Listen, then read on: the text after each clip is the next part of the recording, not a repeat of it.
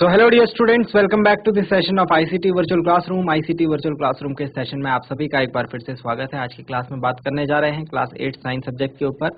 इस सेशन में हम जनरली साइंस सब्जेक्ट की बात करते हैं, कक्षा 8 के विषय साइंस सब्जेक्ट की बात करते हैं।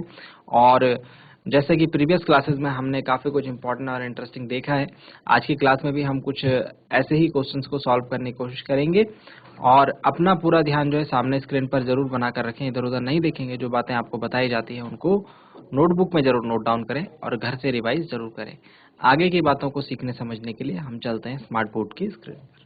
सो हमारे पास है चैप्टर नंबर 11 की एक्सरसाइज। चैप्टर का नाम अगर हम बात करें, सो चैप्टर हमने प्रीवियस कुछ टाइम से हम इस बात को पढ़ रहे हैं, इस चैप्टर को कवर अप कर रहे हैं। ठीक है, आई होप सारी चीजें आपको याद होंगी, दिमाग में होंगी, है ना।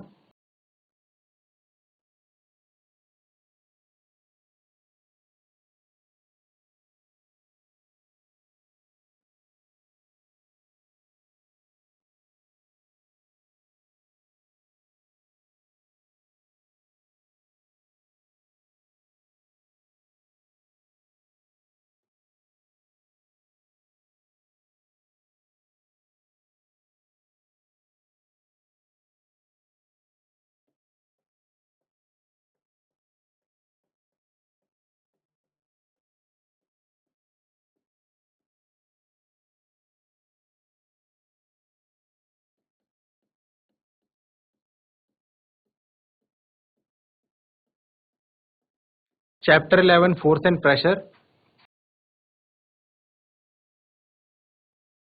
की एक्सरसाइज के क्वेश्चन आंसर हम लोग करने जा रहे हैं।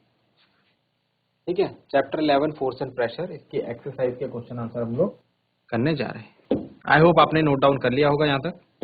तो स्टार्ट करते हैं एक्सरसाइज को। सबसे पहला क्वेश्चन हमारे पास, give two examples of situations. हमको दो सिचुएशन के एग्जांपल्स देने हैं जहां पर क्या हो रहा है, जहां पर give two example of the situation, give two examples of each of the situations in which you push or pull to change the state of motion of objects. Change the state of motion का क्या मतलब है कि जब आप कुछ ऐसा काम करते होंगे, जिसको करने के बाद या तो आप पुश करें या तो पुल करें, उसके बाद क्या हो कि कोई ऑब्जेक्ट का मोशन जो है उसके स्टेट में चेंज आ जाए। मतलब अगर कोई ऑब्जेक्ट रुका हुआ है तो वो चलने लगे, या फिर कोई चल रहा है तो वो रुक जाए। तो पुश करते हुए आपको दो ऐसे एग्जांपल देने हैं और पुल करते हुए आपको दो ऐसे एग्जांपल देने हैं। ठीक है, तो हम स्टार्ट करते हैं पुश के लिए। सबसे पहले हम सॉल्व कर रहे हैं।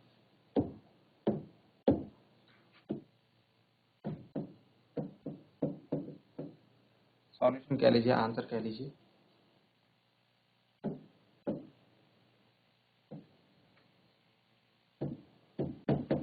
Answer of question number 1। इससे हम सबसे पहले लिख रहे हैं पुश के लिए।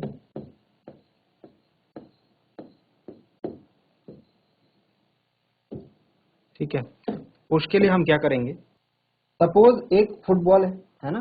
फुटबॉल को हमको क्या करना पड़ता है, अगर वो रुकी हुई फुटबॉल है तो हम उसको क्या करते हैं, किक करते हैं, तब जा करके वो चलने लगती है। तो पुश के लिए दो स्टेटमेंट्स क्या हो जाएंगे, अ football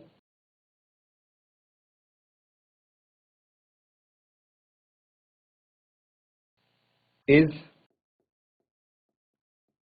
pushed by the foot of the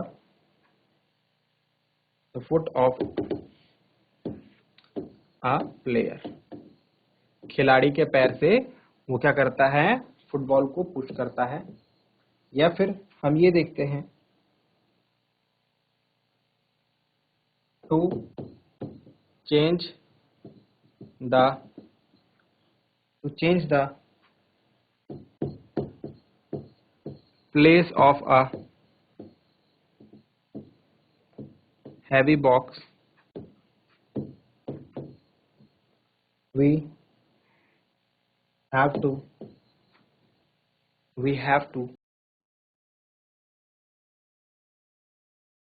या फिर सिंपली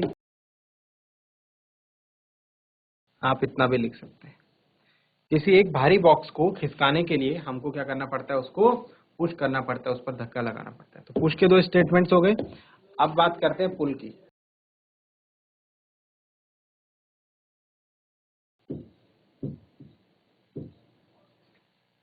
पुल में देखिए, पुल में हम क्या क्या कर सकते हैं। सबसे पहले टू ओपन अ ड्रॉर, एक ड्रॉर को ओपन करने के लिए हमको क्या करना पड़ता है, to open a drawer we have to pull it,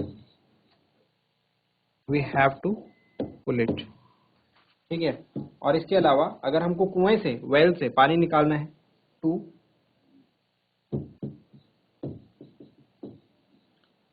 draw water from the well, कुएं से पानी निकालने के लिए हमको क्या करना पड़ता है, द रोप इज पुल्ड,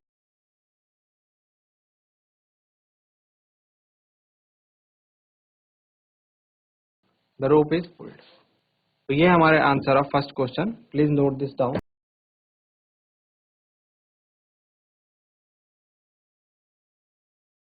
चलिए, तो फर्स्ट क्वेश्चन आपने कर लिया होगा। अब चलते हैं सेकंड क्वेश्चन के ऊपर। सेकंड क्वेश्चन हमें ये कह रहा है, give two examples of situations in which applied force causes the change in shape of an object, change in shape, मतलब कि हमको कुछ ऐसे एग्जांपल्स दे रहे हैं, कुछ ऐसी परिस्थितियों के एग्जांपल देने हैं जिसमें हमने फोर्स अप्लाई करा और उस ऑब्जेक्ट की, किसी ऑब्जेक्ट पर हमने फोर्स अप्लाई करा और उस ऑब्जेक्ट की शेप में चेंज हो गया, उसकी आकृति बदल गई, है ना। चलिए, तो आंसर नंबर 2 लिखते हैं। Answer of question number 2। Question हमसे पूछा गया है, give two examples of situation in which applied force causes a change in shape of an object. तो इसमें सीधे आंसर लिखिए आप। नंबर वन प्ले होता है by pressing the between by pressing the clay between the hands। Clay आप जानते हैं मिट्टी होती है ना, मिट्टी की जो बॉल होती है। तो जब मैं उसको, क्ले एक प्रकार की मिट्टी होती है, बात आप जानते हैं, इसके हम क्या करते हैं, खिलौने वगैरह बनाते हैं। तो जब मैं इसको अपने हाथों के बीच दबाता हूं तो ये क्या हो जाएगी, ये डिफॉर्म हो जाएगी, मतलब इसकी आकृति जो है, शेप जो है वो चेंज हो जाएगी। By pressing the clay between the hands, by pressing the clay between the hands it deforms। ठीक है, पहला पॉइंट तो क्लियर हो गया। by pressing the clay between the hands it deforms। And दूसरा एग्जांपल हो गया by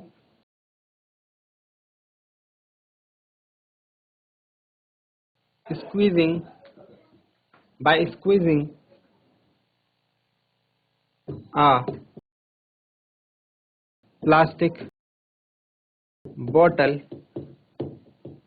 its shape changes। तो एक प्लास्टिक बोतल है, उसको आप, खाली प्लास्टिक बोतल को अगर आप स्क्वीज करेंगे, जोर से प्रेस करेंगे, तो उसकी आकृति चेंज हो जाती है, बात हम सभी जानते हैं। ठीक है। और अगर मैं क्ले को प्रेस करूं, अपने हाथों के बीच में क्ले, मिट्टी को प्रेस करूं, जिससे हम क्या करते हैं, जिससे हम खिलौने बनाते हैं, तो वहां भी हमको क्या देखने को मिलेगा, उसकी शेप में चेंज देखने को मिलेगा। नोट डाउन करें इसे।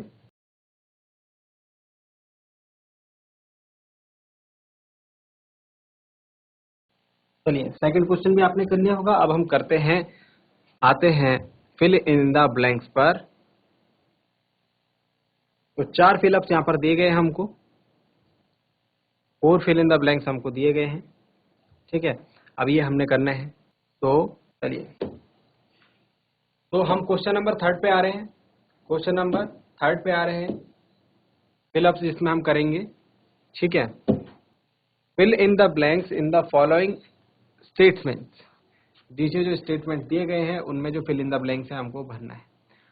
फर्स्ट है, ए पॉइंट है, to draw water from a well we have to. We have to, अगर हमको कुएं से पानी निकालना है तो हमको क्या करना पड़ेगा, हमको रस्सी को खींचना पड़ेगा, है ना। तो हमको क्या करना पड़ेगा, we have to pull, we have to pull at the rope, we have to pull at the rope, ठीक है। Second, a charged body dash an uncharged body towards it, एक चार्ज्ड बॉडी मतलब जिसमें चार्ज है, दूसरे में charge नहीं है, तो वो एक दूसरे को क्या करते हैं, वो अट्रैक्ट करती है।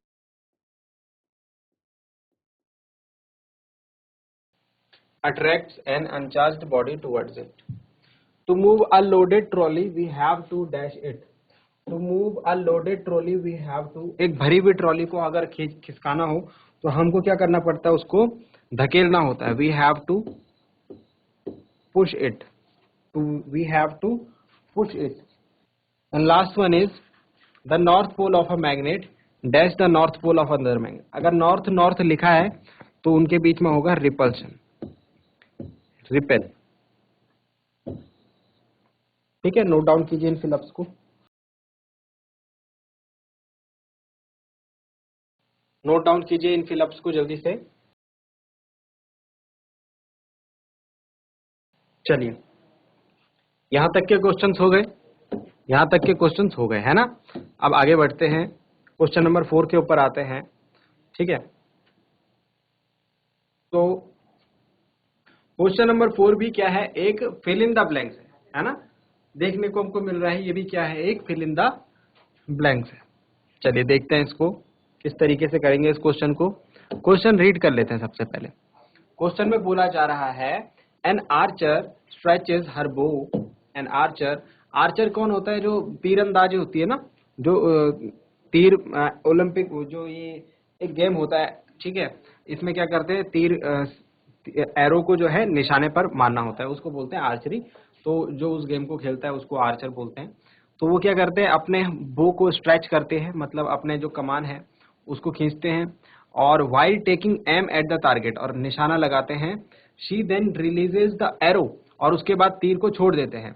तो ये तीर जो है हवा में घूम करके टारगेट की तरफ बढ़ने लगता है। Based on this information fill up the gaps in the following. तो ये सारी बातों को ध्यान में रखते हुए हमको यहाँ पर कुछ टर्म्स प्रोवाइड करवाए गए हैं, ठीक है। इन टर्म्स को हमको नीचे के फिल इन द ब्लैंक्स में पढ़ने, तो 4 टर्म्स होंगे और हमको इनको क्या करना है, यहाँ नीचे मतलब 1 2 3 4 5, 1 2 3 4 5 6 7, ओके। तो 7 हमारे पास यहाँ पे फिलअप्स है, तो हमको इनको जो है यहाँ पर फिलअप करना है, ठीक है।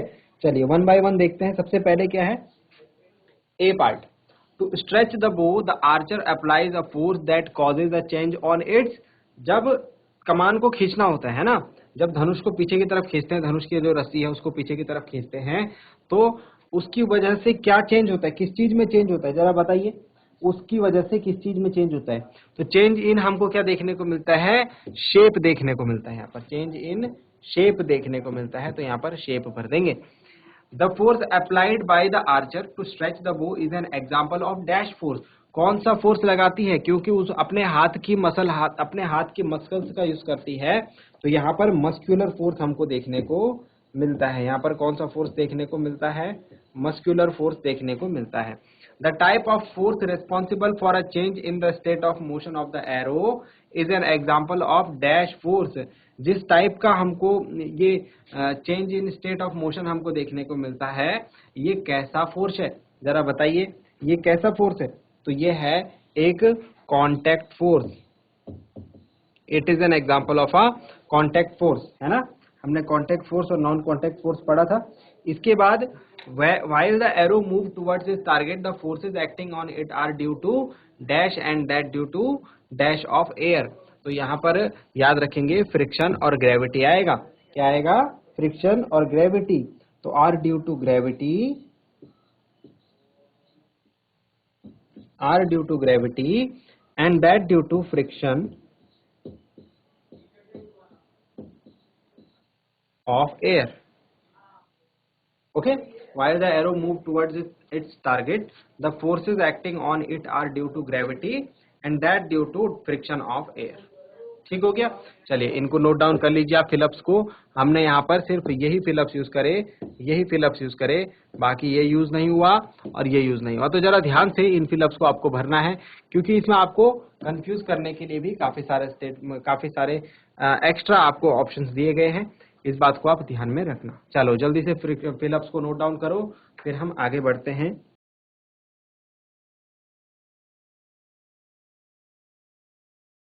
चलिए अब करते हैं next question. In the following situations, identify the agent exerting the force and the object on which it acts. State the effect of the force in each case.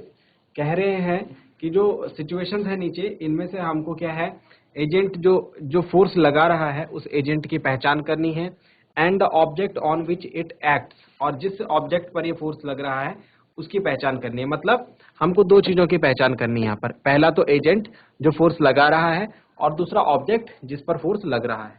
State the effect of force in each case, और जो effect of force है वो भी हमको बताना है हर case में। समझ में आ गया क्वेश्चन? तो ए पार्ट है squeezing a piece of lemon between the fingers to extract its juice. तो इनको हम वन बाय वन समझेंगे, ठीक है? वन बाय वन मैं लिखता चलता हूं और हम इसको समझते हैं। तो इसी क्वेश्चन को हम लोग यहाँ पर करते हैं सॉल्व। क्वेश्चन क्या है हमारे पास?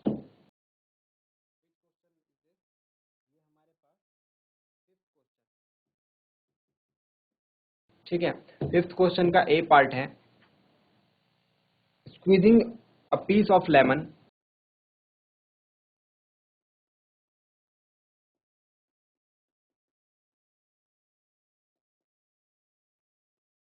squeezing a piece of lemon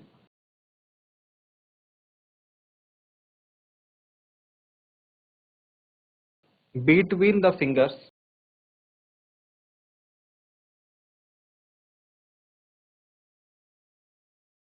extract its juice।